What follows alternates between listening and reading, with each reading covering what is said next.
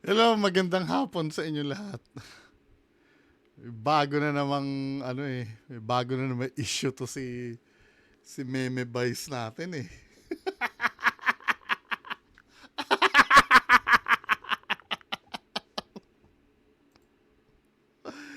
May bagong issue na naman. Yan na talaga nito ni Vice eh. So ito yung video, wait lang, hanapin ko yung video nito, no. Tinignan ko yung video.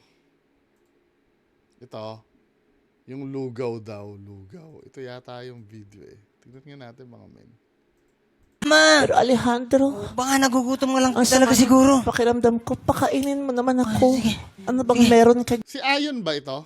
Yung kasama niya? dyan? Meron kaming lugaw yata ito. Ito ay July 24 nangyari, no? Kainin mo ako ng lugaw. Walang budget. Pakainin mo Ito, ako ng oy! lugaw, Walang Alejandro. kutsara. Walang kutsara. Pakainin mo ako ng Alejandro. Ganito talaga yung mayaman, hindi nagkukutsara.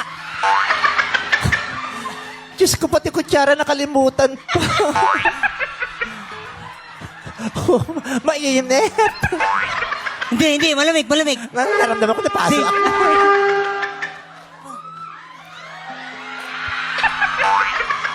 Wala naman. Alejandro! Wala na namang mic. Diyos ko naman, walang mic yung gabi na. Alejandro! Ano yun?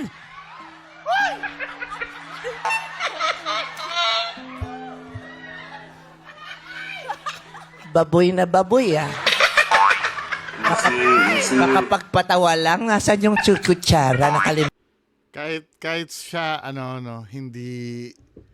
feeling ko magpa-punchline sana siya dun eh. Kaya lang mas pinili niya na kahit siya hindi komportable yung ginawa niya. Parang nasa isip niya mayayari na naman ako dito. Ipa-punchline niya na sana eh. Gagawa niya na sana ng punchline yun eh. Pero mas pinili niyang kasi iinit na naman yung yung issue.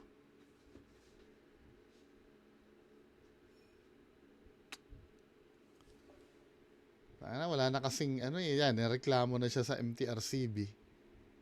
Tinawag na ng pansin ng netizens ang MTRCB dahil sa pagbuhos ni Ayon Perez ng lugaw sa bibig ni Vice Ganda sa Meme Rimar, pati na rin yung pagbuga ng tubig ng unkabogable sa mukha ni Baby Dal Johaira Morris.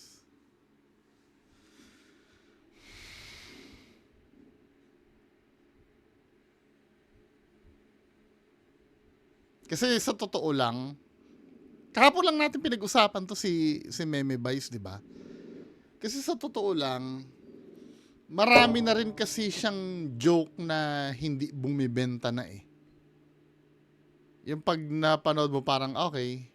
Hindi, nakakatawa pa rin naman, pero hindi na siya yung katulad nung dati, nung unang binitawan niya, yung pag una siyang bumitaw ng joke, no? Yung maghahagalpakan lahat ng tao. Ngayon kasi, dumating na sa point na kumita na yung ilang niya eh. Ang style niyan joke, 'di ba, yung babarahin niya. Yung halimbawa, ipapasok ko na po sa loob. O sige, ipasok mo sa labas kung pwedeng ipasok sa. Yung mga ganun, yung babarahin niya ng ganun. Kasi ginagaya ng mga bata 'yun eh. Nung mga ganun yung joke niya, marami akong batang naririnig na ganun na din mag-joke eh. Ito na naman, ano ba ito, men? Sabi sa inyo, uulit at uulit lang yan eh. Yan si Vice Ganda eh. Ito, nung ginawa niya to, no? Yung ganyan. Feeling ko nakaramdam siya dyan ng ng mukhang mayayari na naman tayo dito sa dito sa joke na to. Kaya hindi niya na pinunchline. Pero kung hindi nangyari yung tungkol doon sa Negra, ipa-punchline niya yan eh. 'Di ba? Wala akong kasama. Pero Alejandro, Baka nagugutom ka lang ang sama talaga ng siguro. pakiramdam ko, pakainin mo naman ako. sige. Ano bang meron ka dyan? Meron kaming lugaw yata ito. Pakainin mo ako ng lugaw. Walang budget. Pakainin mo ako ng Uy! lugaw, Alejandro. Walang kutsara. Walang kutsara. Pakainin mo Kasi kahit ako hindi ko rin mag-gets eh. Ano ba ito? ako ng Alejandro. Ganito talaga yung mayaman, hindi nagkukutsara. Diyos ko, pati kutsara nakalimutan pa.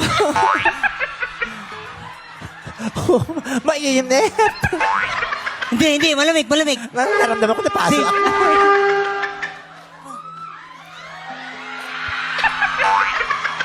Wala naman. Alam niya to, yari na siya dito. Kaya nung bandang huli, kinabig niya na eh. Wala na namang mic. Diyos ko naman, walang mic yung gabi na.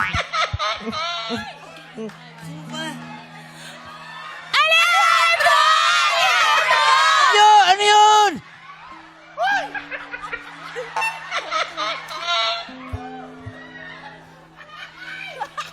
Baboy na baboy, ah. Makapagpatawa lang. Nasaan yung kutsara? Nakalimut. Alejandro, gusto kong kumain pero ayokong suminghot. Yung lugaw, kinakain, hindi sinisinghot. Mayaman. Wala, hindi na kumikita yung tawa niya eh. Yung pagpapatawa. So sobrang sobrang ang dami niya na na-deliver na joke. Kailangan mag-level up niya na. Kaya lang may risk dun yung pagle-level up eh. Doon nagkakaroon ng problema. Kung ano yung gagawin niya para ma-level up lang yung pagpapatawa. Mahirap din kasi talagang gawain ng komedyante. Kailangan ma-maintain mo yung matatawa talaga kasi may mga joke kasi na from time to time napapanis na eh. Yun ang mahirap sa komedyante pag napanis yung yung joke mo. Kaya yan ang magiging resulta. Ako nga hindi ko nga nagigets yun eh. Ito alam ko yung iniisip ng iba kung ano yung hindi maganda doon. Dito. Alam ko yung iniisip ng iba, no? Pero feeling ko kasi hindi lang yung pagiging malaswa ang ang nakikita kong problema doon. Feeling ko yung pagiging baboy the way mo pakainin yung kasi may gagaya diyan eh na bata eh. Although hindi dun sa part na iniisip ng iba, no? Yung papakainin mo ng lugaw na na yung i-sprayan mo ng ganon. May gagaya dyan, men eh. Kaya yun yung problema doon. Yan. Kasi marami ng beses talaga itong sumasablay ito eh. Naalala niyo yung yung cake nila. Ito naalala niyo tong scene na to dati. Tandaan niyo ang segment nila diyan isip bata. May mga bata silang kasama. Tapos paninindigan ni Vice Ganda na wala naman daw masama dito. 1, 2, 3, go!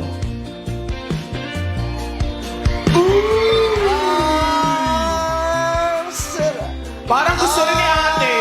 Parang gusto mo tikman. Gusto rin ni ate.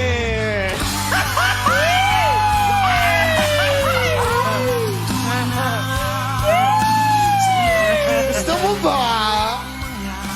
Subuan ka na. Ang arte. Yeah! Slow mo. Happy Mansari! Happy birthday. 35 na yun.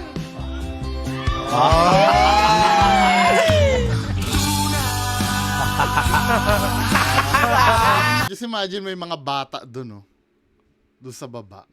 Yes, sa totoo lang, walang masama.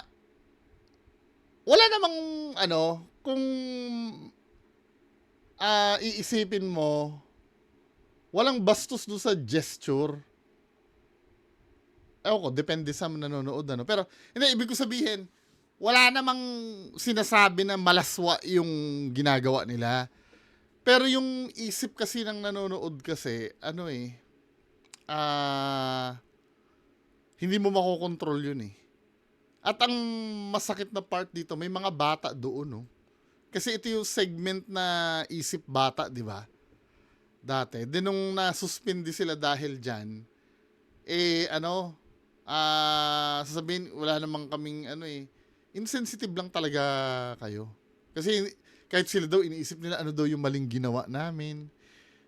Ginagawa mo naman tanga yung, taga-MTRCB nung time na yon. Yung para bang, papatawan kayo ng suspension sa bagay na wala lang.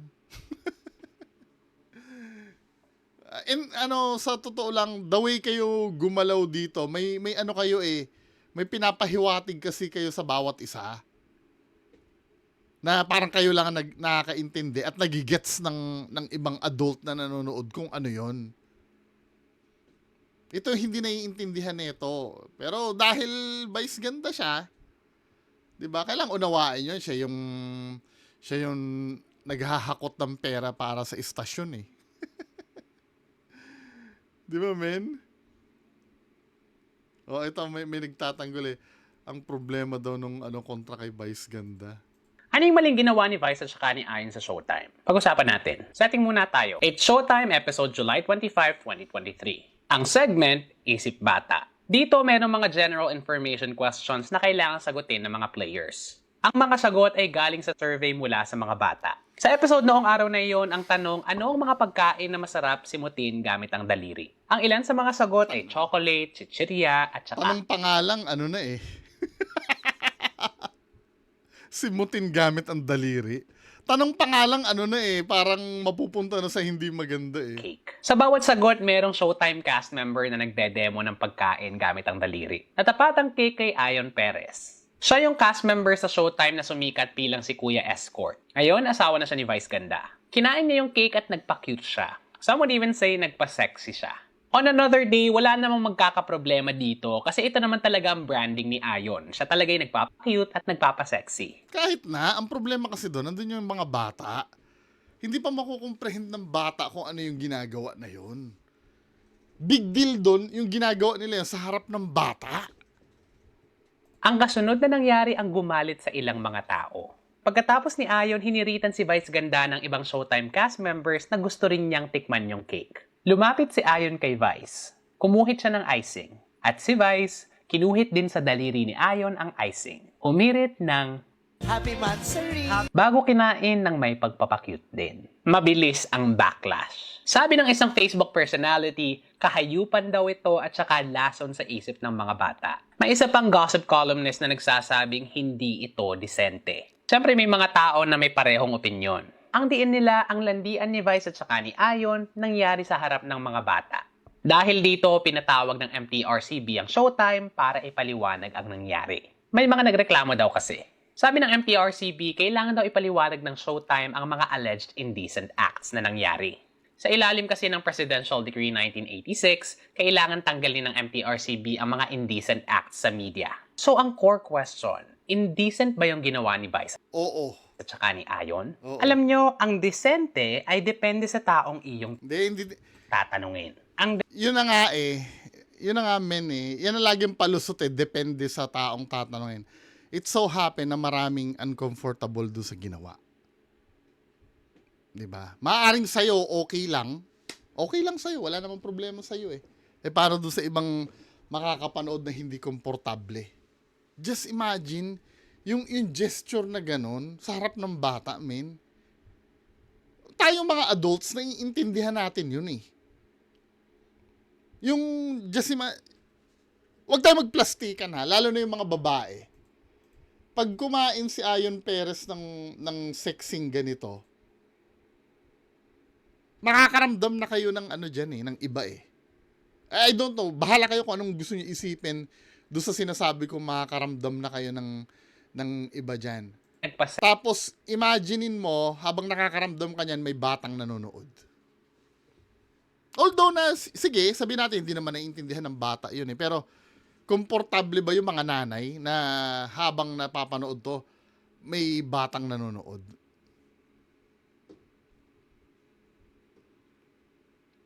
Yung sa sinasabing depende daw, yun ang problema dun eh. Paano yung ibang tao nakaramdam ng hindi maganda? naging lugi ang historically marginalized groups. Ito ay ang mga tao na sa mayorya ng kasaysayan hindi katanggap-tanggap.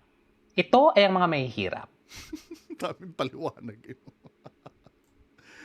Ayaw pang tanggapin na ano. Ayaw, magtanggol kayo na magtanggol dyan. Anuhin nyo na ng anuhin. Konsintihin nyo ng lalala palalo yan kakakonsente nyo. Anyway, bahala kayo, no? Kung anong gusto nyo basta ako. Sa akin, hindi maganda yon. Doon sa lugaw part naman, yung lugaw pinapakain siya. Alisin na natin yung malaswang part doon, ano? I'm so sure yun din yung iniisip ng iba. Pero yung the fact na pakainin mo ng lugaw na aanohin mo yung bibig.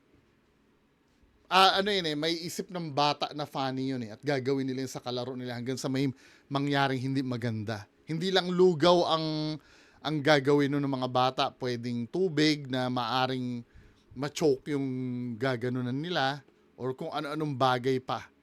Na feeling nila nakakatawa dahil napanood nila sa TV. Diba? Ngayon, kung pagtatanggol nyo pa rin, bahala kayo. So, yun lang muna pag-uusapan natin ngayong hapon. Magandang hapon sa inyo lahat. Bye-bye.